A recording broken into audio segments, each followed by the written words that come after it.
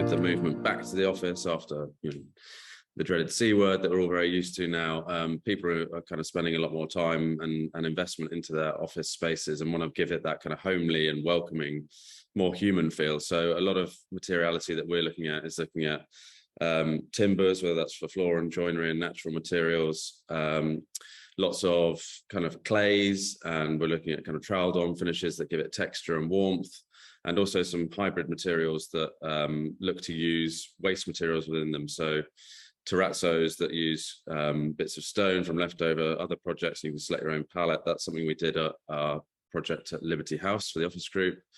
And you can get a kind of really interesting bespoke finish to that and change it wherever you go. And also other materials where they're using sort of different textiles, which might have waste products in them or various other things as well. So I think natural materials and hybrid materials that are using waste in innovative ways.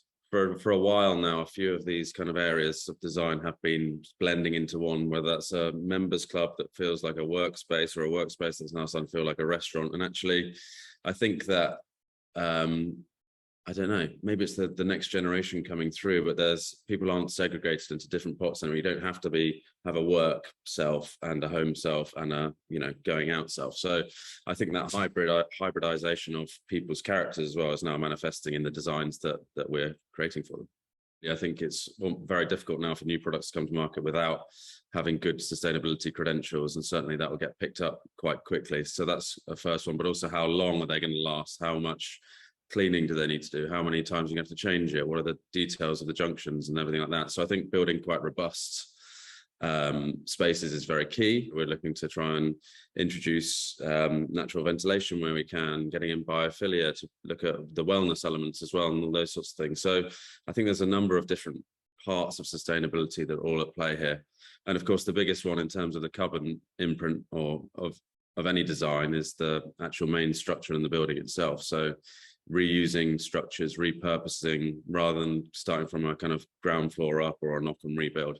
So we would always look to try and look at a building in a space and what can you reuse first and foremost. An interesting example of that is that we just finished a project over in East London where they had a beautiful teak. It was sort of 1950s, 1960s old factory building. We had a beautiful teak parquet floor, and we're actually now trying to repurpose that into another of our projects. So if we can, even on a very small level, get a kind of circular economy of reusing materials, then I think that's a really interesting way to go. So the office is a changing beast. We're in the heart of Soho here, and you can still see on a Monday and a Friday, it's still not as busy as it was. I think Thursday is definitely the new Friday if it wasn't already.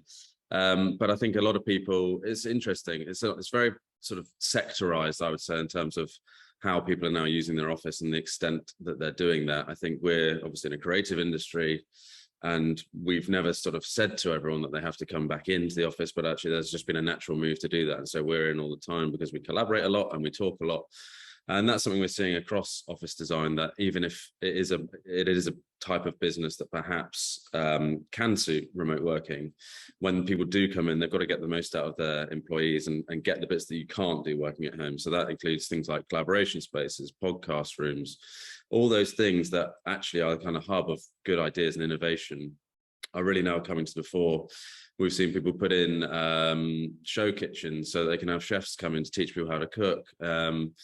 Yoga studios that can be streamed out to a wider audience, all sorts of things. So I think it's really now less about a desk and a computer, because that you can have everywhere, but what are the other bits? What are the things that make an office what they are? What are the things that actually really contribute to good work, good atmosphere, and good teams? And I think all those things, which tend to involve collaboration with each other, are really the things that are coming to the fore.